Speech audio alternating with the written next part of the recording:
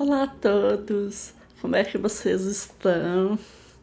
Sejam bem-vindos a mais um vídeo aqui no canal. Eu dei uma sumida, né? Abandonei o canal porque eu tive uma correria na vida, eu tive mudança, trabalho, vida de dona de casa. Então não deu mais tempo de gravar, mas agora estamos de volta, tá tudo certo. Vamos continuar agora com uma certa frequência. E no vídeo de hoje eu quero continuar falando sobre o da trilogia do Senhor dos Anéis, que foi o último vídeo que eu gravei aqui, que nós paramos. E hoje eu vou fazer um breve resumo, né, sobre os livros, porque assim, só para dar contexto, porque o que importa para nós aqui são símbolos, né? Símbolos, interpretações que nós percebemos durante a leitura. Então, assim, no segundo livro, As Duas Torres, após a gente parou no primeiro livro, né, quando a sociedade do Anel se desfaz e aí para no meio ali aquela correria, e aí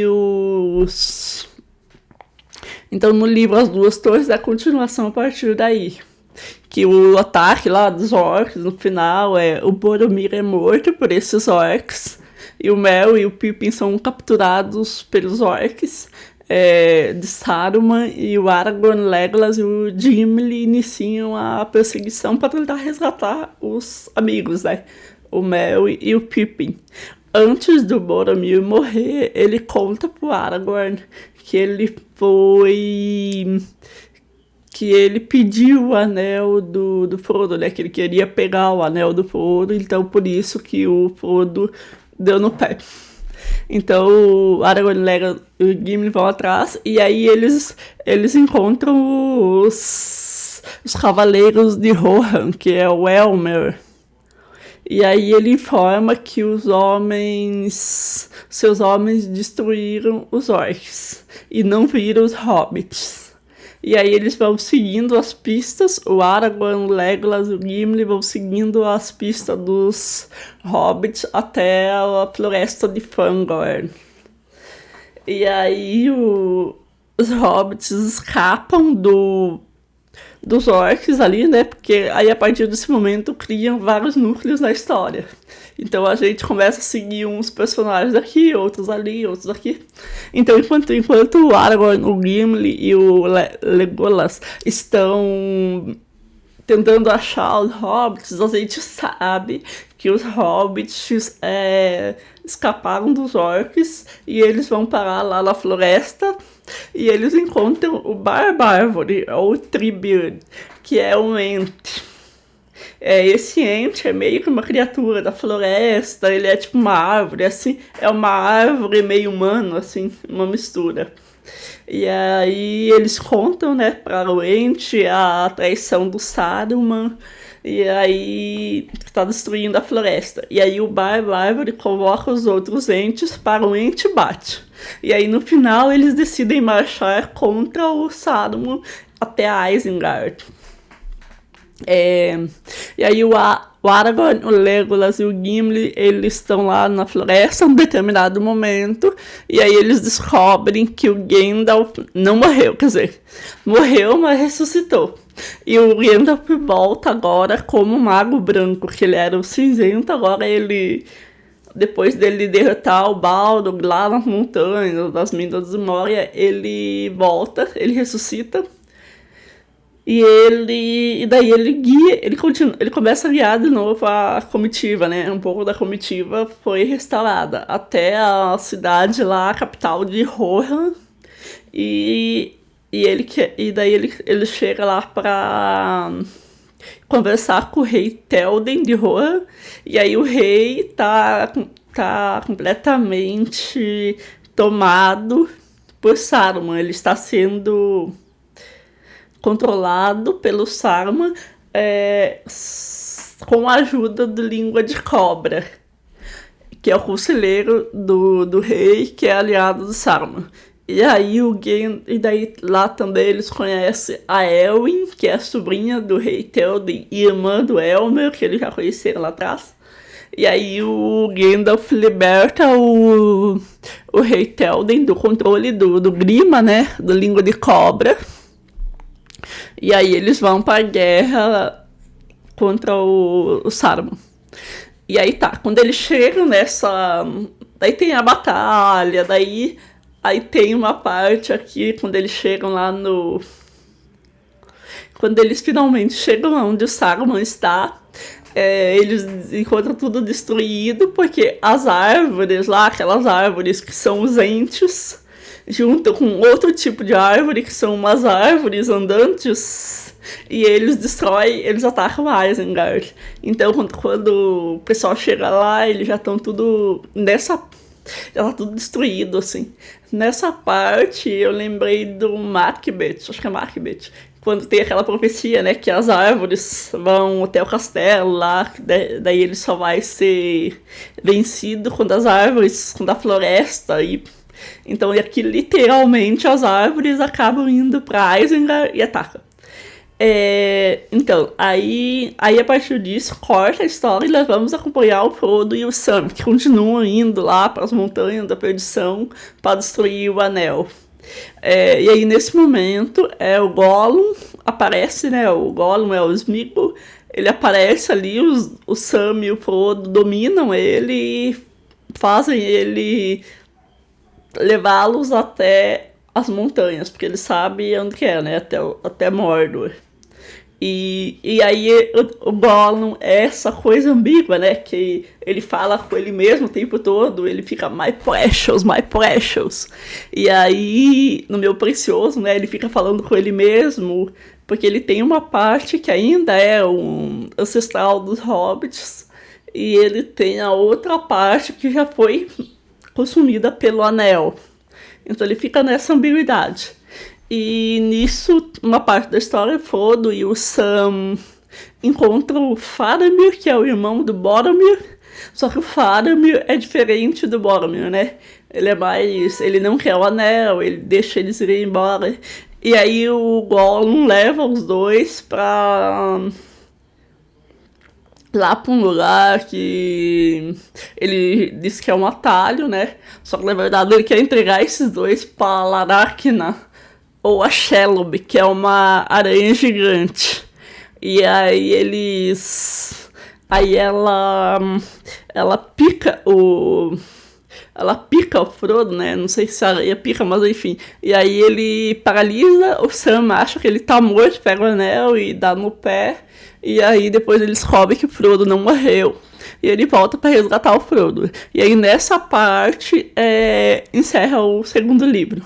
Aí no último livro, que é o Retorno do Rei, que é o último livro aqui, o Gandalf leva o Pippin para Minas Tirith, que é a capital de Gondor, que é o reino maior ali, e para alertar. E aí eles encontram o rei regente Denethor, que está completamente louco ali, está consumido pelo desespero, porque ele sabe que o Sauron vai...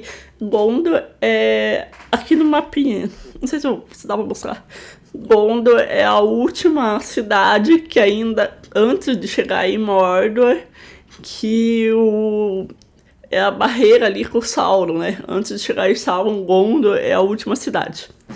E aí esse regente tá destruído ali, ele tem um Palantir, depois eu falo que é o Palantir, e ele tá completamente louco.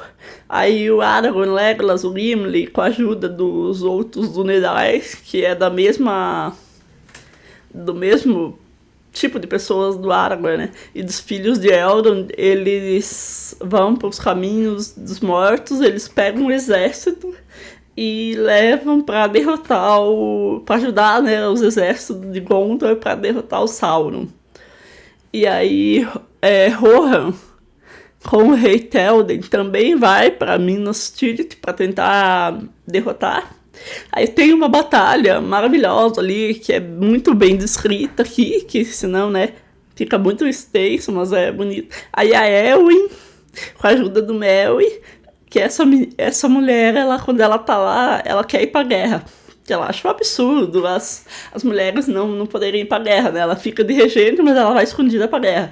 Aí nesse momento, ela junto com o Merry mata o rei bruxo, que é o Youngmar, que é o líder dos espectros do anel, né? E aí, nisso aí, é quando chega todo esse exército, quando acontece tudo isso, eles vencem os exércitos de Mordor.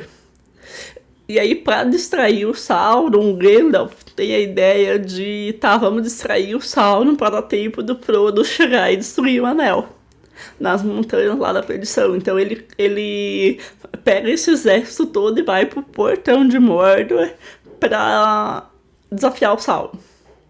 Aí volta pro Frodo e pro Sam, e aí após o Gollum entregar eles pra aranha lá,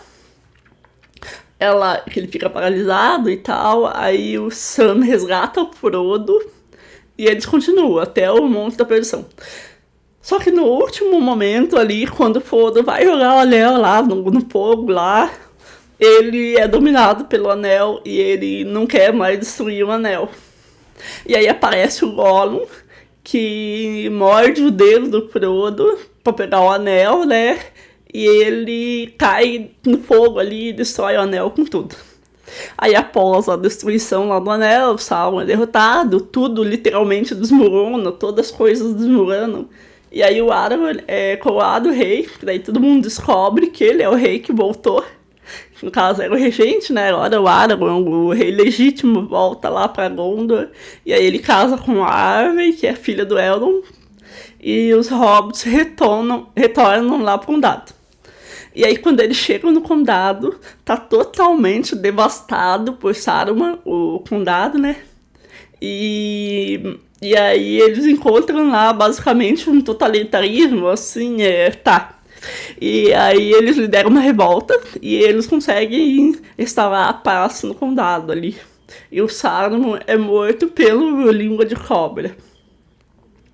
E aí o Frodo, como ele carregou o anel, ele teve toda aquela luta contra o anel, né? Porque o anel é muito poderoso e tal.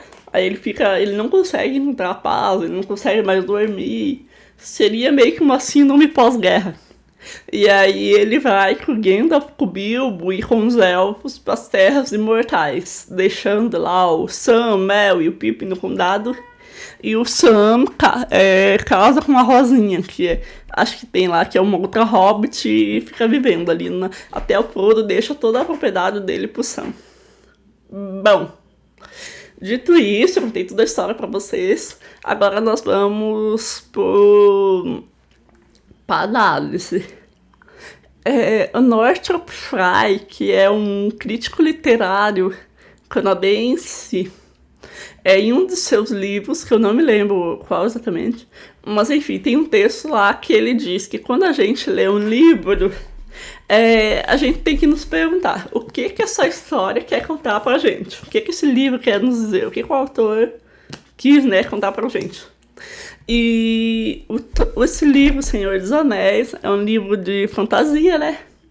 Tem até interessante, porque é o único livro de fantasia que eu pessoalmente gosto. Eu não tá dentro da minha linha de interesse livros de fantasia. Eu acho que esse é o único que eu li, assim, e realmente eu gostei. É um dos favoritos da minha vida, então eu sou meio suspeita de falar. Mas então, esse livro, ele é um conto de fada, ele é um livro de fantasias, mas ele tem várias camadas. Tanto que durante a leitura a gente percebe que ele começa ali, o primeiro que é o Sociedade do Anel, ele faz meio que um apanhado geral do que tem no Hobbit. E é quase um livro infantil, assim, a gente vê os hobbitzinhos lá no condado e tal, e depois vai crescendo, até que chega no final ali do Sauron, né, e tal, ele vai ficando mais denso. E o Tolkien, ele criou toda uma mitologia usando os elementos já existentes em outras mitologias para escrever isso aqui. Eu acho que ele passou a vida inteira revisando essas histórias. Ele conta, e não é só isso, né? Tem toda a história ali da Terra-média, ele criou tudo. Isso é muito genial, assim. E outra coisa, nós sabemos pelas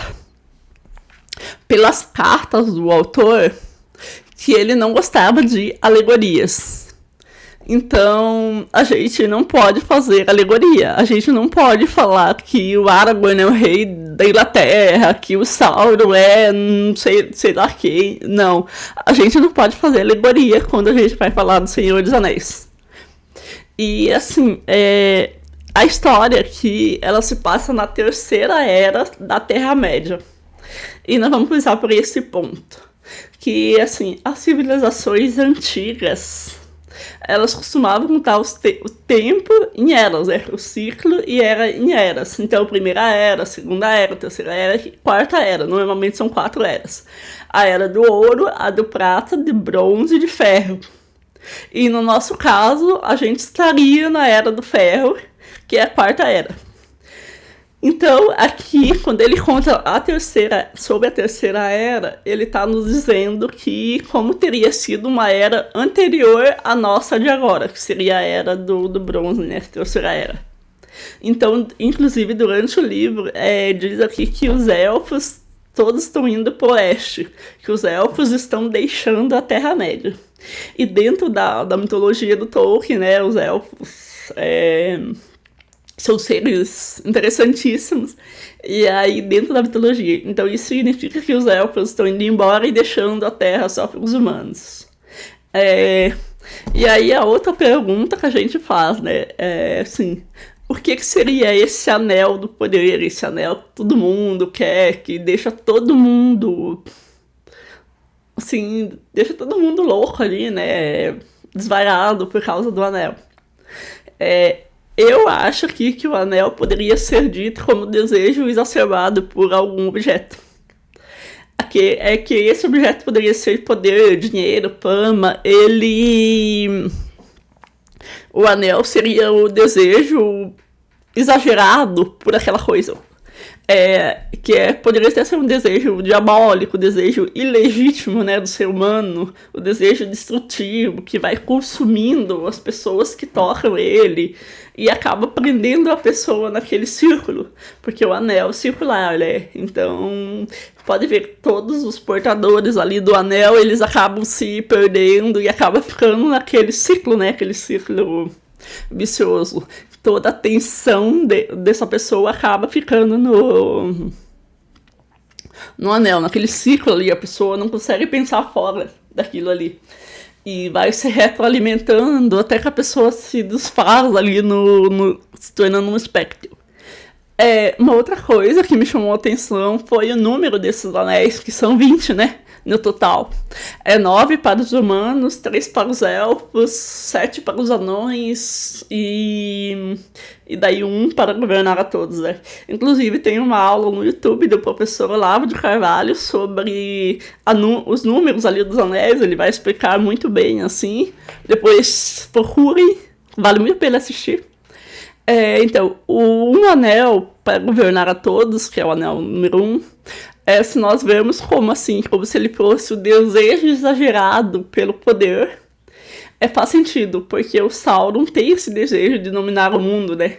Ele quer tomar o lugar daquele um absoluto, aquele um que cria todas as coisas. E ele, se a gente for olhar no Silmarillion, que eu tenho essa edição aqui, que é a criação da Terra-média, quase como se fosse a gênese da Terra-média, né? Então aqui a gente descobre que o Sauron é um anjo caído, que ele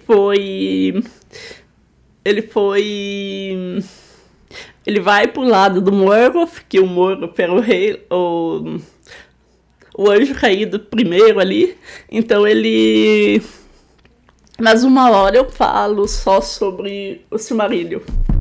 Então o Sauron é essa figura meio que diabólica, né? Essa figura angélica, diabólica, que ele deseja dominar o mundo. Na verdade, ele quer destruir o mundo, aquele mundo lá que foi criado, e ele quer construir um novo mundo baseado no que ele acha que é o certo, né?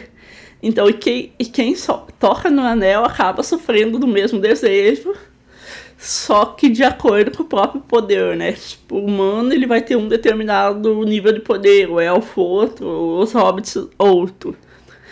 E assim, outra coisa, os 3 anéis que estão com os elfos, que é o anel do fogo, o anel da água, o anel do ar. O anel do fogo é usado por Gandalf no Senhor dos Anéis, o anel da água é usado pela Galadriel e o anel do ar é usado pelo Elrond, né?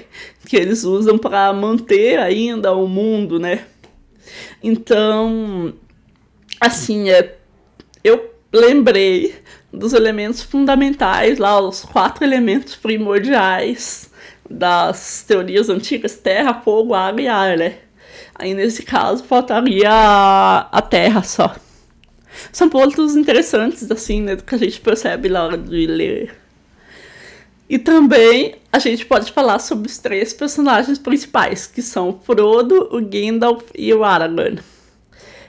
O Gandalf, aqui no Senhor dos Anéis, ele representa o poder espiritual, né, a sabedoria. O Gandalf também é uma figura angélica, ele é do mesmo tipo do Sauron, só que ao contrário do Sauron e do Saruman, ele não foi corrompido, né? Então ele continua seguindo a questão do bem ali. O Aragorn representa o rei legítimo, né? Ele é aquele rei que cura, até que o povo de Gondor descobre que ele é o rei ali quando ele cura, ele começa a curar as pessoas, ele sabe umas ervas lá, umas plantas que acabam curando algumas pessoas e as pessoas reconhecem que ele é o rei por causa disso também, ele é o rei guerreiro, né? Então, assim, o Aragorn simboliza o poder temporal, enquanto o Gandalf simboliza o poder espiritual. Que, assim, em toda a história humana, a gente vê nas sociedades mais, assim, que precisa ter esses 2 poderes, o poder espiritual e o poder temporal, em equilíbrio, para que aquela sociedade fique mais tempo, assim, para que aquela sociedade consiga sobreviver, digamos assim. A partir do momento que esses 2 poderes se desequilibram, essa sociedade cai. Então aqui a gente vê que o Aragorn significa esse poder temporal e o Gandalf poder espiritual. Tanto que a gente vê que o Aragorn, ele segue, né? Ele segue muito o que o Gandalf vai sugerindo. E o Frodo poderia ser... o Frodo é aquele que ele aceita se sacrificar, né? Ele é quase que aquela vítima necessária para que a sociedade tenha uma nova chance, né? Então ele quase que se encaixa naquela teoria do bode expiatório. Só que pela providência divina aqui no livro, ele tem a redenção através da misericórdia. Essa misericórdia que ele teve quando ele não matou o Gollum lá no começo, até bem no comecinho, né? Quando ele tá no primeiro livro. Quando ele tá conversando com o Gandalf, e daí o Gandalf conta pra ele que o Gollum fez e tal, e aí ele pergunta por que o Bilbo não matou o Gollum.